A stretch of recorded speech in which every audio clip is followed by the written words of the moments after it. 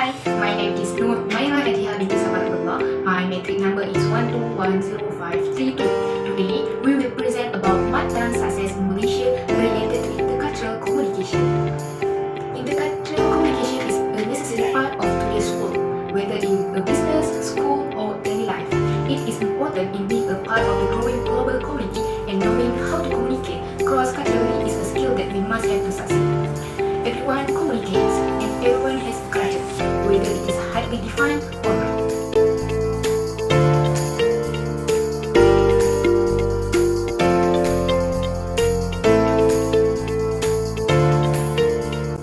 Firstly, we will talk about the background of Matan. Then, we will talk about how Matan's success related to intercultural communication, which is the different cultural, the different language, and the different religion. Now, I will share about some stories of the man who comes from Bristol in England to Terengganu, which is located in Malaysia. He is Daniel James Tyler, who is known as Matan. Matan was born on 18 October 1989 in Bristol, England. He is the son of Mr. Kevin, a businessman, and Mrs. Nicole Tyler, an administrator. He is the second child of 3 siblings. He is known by his Muslim name Muhammad Karif Daniel Abdullah. He is an English traveler and host that has lived in Malaysia since 2009. He also has married with a Malaysian woman, Najihah, on 12 March 2007. So that's a little bit background about Matan. Based on this research, Matan or Daniel Taylor, the name before converting to Islam, was obtained and lived in Cheltenham, United Kingdom. The majority of the religious believers there were Catholic, with 38.5% through the research from Best Places website, while Islam was the minority religious believers there with 0.4%. This statement can be proved because of the plenty of church in Cheltenham. He never knew anything about Islam because he had never been exposed to it. But after Matan traveled to Malaysia, he became interested in Islam because he saw the beauty of Islam through the way of Muslims' lives in this country. He felt that Malaysians were more welcoming and kinder than the community in his hometown. His conversion to Islam changed many aspects of his life. Even his name had changed to Muhammad Karif Daniel Abdullah. The job that was against Islam, for example, if he asked to MC an event sponsored by an alcohol brand, or if an acting job required a romantic scene with a woman, were banned from Matan. Otherwise, he also made his wife Nur Nadifah.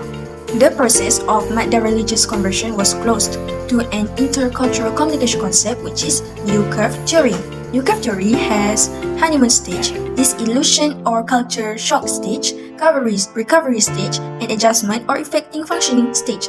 Honeymoon stage is the phase while someone gets excited about the other culture, community, and region, so that they take it easy and look at everything that is good in other culture and region without any study how to adapt the difficulties situation that against of their life in their origin country. This phase can be seen while the first Matan arrival to Malaysia. He was treated well by Malaysians, even he was stranger of other country and saw that Malaysians was the best country he had visited. Because of that, he immersed the way of Malaysians' lifestyle in any aspect, including Islam. Next stage is a disillusion or culture shock stage.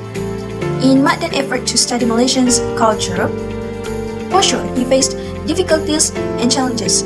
Which country was his origin region, and he never been exposed and applied the Islamic values in himself. Drinking alcohol, pork mixture in every dish, and free association between men and women were the culture of West country, and sometimes he found difficulties to get used following the Islam's rules that being practiced of majority Malaysian people. Recovery stage is the stage of learning how to function in a new culture. From above, it was already discussed that Matan tried to study and immerse the Muslims and Malaysians' culture, even the obstacles he will face in journey to find the purpose and meaning of life and the truth of Islam. Last stage is an adjustment and effective functioning stage, which means in this stage, Matan starts being comfort to live and apply the Islamic rules in himself. He can simply follow the Muslim tradition while in Ramadan and Shawwal. and Shawwal month, and also all the Islamic celebration in Malaysia. He started to stop drinking alcohol and not used to eat pork and tried to carefully while hang out with women. Even he tried to follow all the Islamic rules to make him become a good person, such as politeness to other people, treated well to other people, and love to his family. After long Magda journey to know and love Islam, he decided to convert to Islam in January 2013 with help from his adopted brother Zakaria Zulong. Now, he was officially granted permanent resident in Malaysia and built his happy Islamic family here. Mat dance culture in Malaysia. Culture is the system of knowledge shared by a relatively large group of people. Culture is communication and communication is culture. In 2009, he went on a trip to Thailand and lost with a friend after completing his A-level. He and his friend also plotted Cambodia, Vietnam, Singapore and Australia on their travel maps.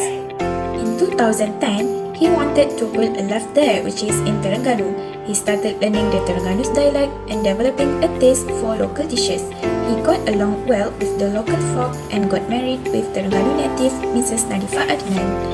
Then, dance love of Terengganu has made him somewhat of an unofficial state ambassador, as he willingly shares with others the beautiful sights, cultures, food and hospitality. Terengganu has been shown to attract visitors who fell helplessly in love. Terengganu is a major political and economic center to the state. The city is also the main gateway to many of the state's tourist destinations. Then, Mat Dan also stated that his first interest in the country sparked soon as he arrived, when a family decided to pay for his drinks at a cafe. From that, we can know that the family showed their kindness toward Mat Dan and make Mat Dan felt more interested with Terengganu's cultures. Hello, my name is NAJLAA binti KHIRUL ANUAR, metric number 1213224. So, we move to Mat Dan's culture in England. Dan has settled in Malaysia. He makes annual trips back in UK. Mat Dan relishes catching up with his family who always regularly visit Malaysia. He sometimes feels alienated from the places he was raised. He don't really feel at home. In England, Mat Dan growing up in the middle-class town of Cheltenham in the English Cotswolds. Before Mat Dan decided to move to Southeast Asia, his weekend centered on alcohol and gambling into his way of life. Not only that, when he was in England, he also exposed by watching television that was more of sex genre. Socialization in England, the mother typically the primary carer of newborn babies and small children. Employment law enables them to take a year of work following childbirth to take for their newborn baby. Upon mother's return to work, grandparents increasingly fill the gap to healthcare. But Mat Dan helped his wife after he now settled a 4-year-old son. His name is Zain, and Dan is having to take a step back from television projects that are too time-consuming. Hello, my name is SYAZWINA binti ZUKI, matrix number 1210467. I will explain to you guys about language. Language is defined as a set of shared symbols used to create meaning. In this case, it involves two languages, namely English and Malay. As we know, Daniel Tyler, known as Mat Dan, has the ability to speak in the Terengganu dialect. There are many advantages to learning a second language. First, having more opportunities to get a good job or advance in a career. Second, it gives you an insight into other cultures. Third, more willing and confident to explore the world and explore other people's ways of life. Lastly, it opens up the opportunity to be part of a community with a different culture and learn more about the world around us. In conclusion, intercultural communication is a form of communication that aims to share information across different cultures and social groups. It is about how to communicate with different cultural people and how to solve the conflicts by adjusting, ignore, compromise, and others. In addition, it helps how to be a cultural learner and accept with respect different culture and religions. For the society to live in a cohesive manner, it is important to have proper intercultural interaction and communication.